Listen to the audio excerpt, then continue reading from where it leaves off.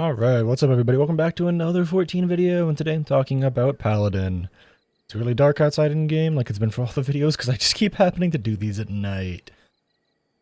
I'll be talking about openers, rotations, skills, and other notes. Notes which I have accidentally hidden on my other monitor, so if you see the frame rate dip for a second while I'm checking my notes, I apologize. These are done pseudo-live so that I can talk about how I feel about it in the moment, which often does better than when I try and full script these things.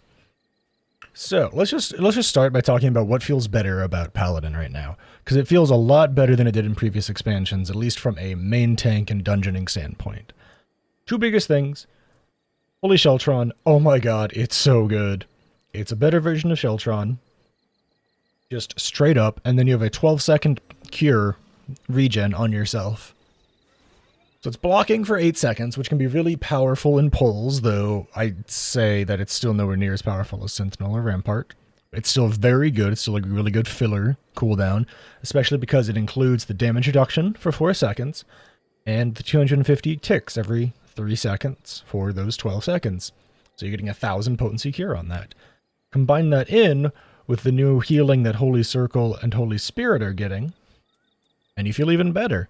Holy Circle will heal you for 400, as will Holy Spirit. So you're getting big ticks if you're using your magic phase to damage, because they also are healing you for those 400 ticks. Clemency is still Clemency. I choose to ignore Clemency when discussing this job for the most part, although I will actually get to how it's more usable, but it's still bad. Either way. The other new things is the new Confiteor combo is so much fun and so cool. Personally, I find it to be a bit lacking in terms of, like, feeling impactful, because it's, like, 50 potency higher than in the Goring Blade combo. Outside of Blade of Valor, which is, like, a good, like, 170 potency higher. I wish it hit a little harder, but I still do really enjoy it from a visual and gameplay standpoint. I will point out that these are all before the first patches hit, so this is before any and all adjustments have been made to jobs, which is why you'll also see me fail the trial. I melded too much skill speed on my armor instead of damage, most likely, because I wanted to feel comfy doing it. You'll see me fail the Stone Sky Sea, apologies, not the trial. The trial for Stone Sky Sea, which is a spoiler, fair warning. I'll throw that on the thumbnail for the video, but still saying it out loud. But either way, these numbers are not final. Paladin's DPS feels kind of lacking. According to logs, they seem to be sitting at the bottom at the moment. I personally think that might be a little bit from this Blade of Faith, Blade of Truth, Blade of Valor combo only being a tiny bit better than your basic Goring Blade combo, which I believe actually is lower potency than it used to be in the first place. So who knows, maybe it'll get adjusted. I know Confiteor dropped by like 100 potency, and Holy Spirit is a tiny bit worse, I believe. But the job still feels great to play.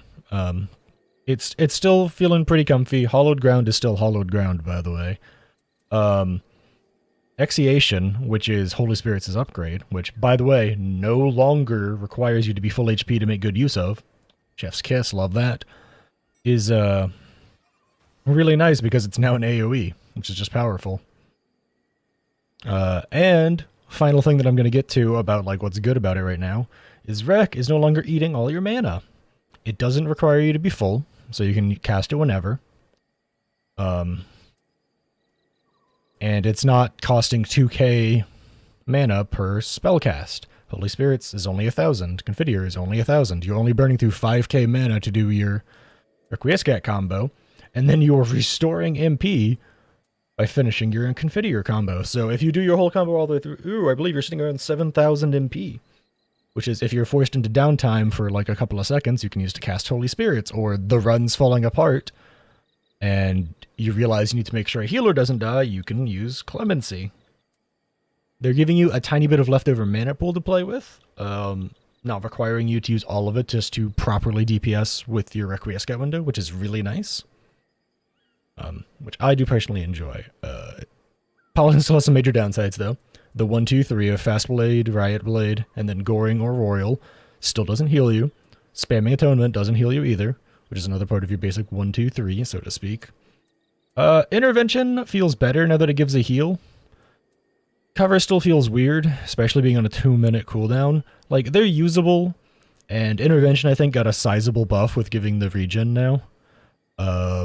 They still feel a little unusable in casual content and in dungeons unless someone's just really, really dying a lot. Divine Veil got even better because it now restores 400 HP upon proccing, which can be really good for when you're trying to help out the party. So that's really nice. It still doesn't apply to you, though, so that feels kind of bad. The Cure or the Shield do not apply to you, which feels kind of bad. To maintain a 60-second rotation, you still have to drop an Atonement. The rotation is now, you'll see in the video, even though I don't kill the dummy, and I apologize. I tried 3 times, I never killed it. The rotation is still apply Goring Blade, Royal into Atonement, reapply Goring Blade, Confi combo, Confiteor. Although it does now end differently because Blade of Faith, Blade of Truth, Blade of Valor is now used immediately after Confiteor and takes the place of the reapplication of Goring Blade because Blade of Valor applies a dot that does not stack with Goring Blade and is a stronger dot because it's 80 potency as opposed to the 65 potency of Goring Blade for the dot. So you'll reapply dot with Blade of Valor and then do Royal Authority, double Atonement, restart the combo.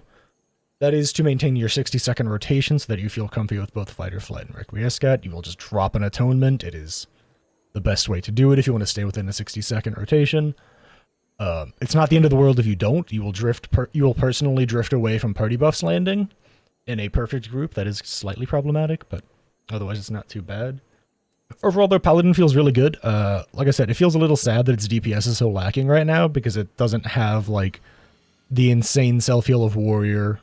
Gunbreaker having more damage doesn't feel bad, because Gunbreaker's always been the optimized for damage, also being a tank job.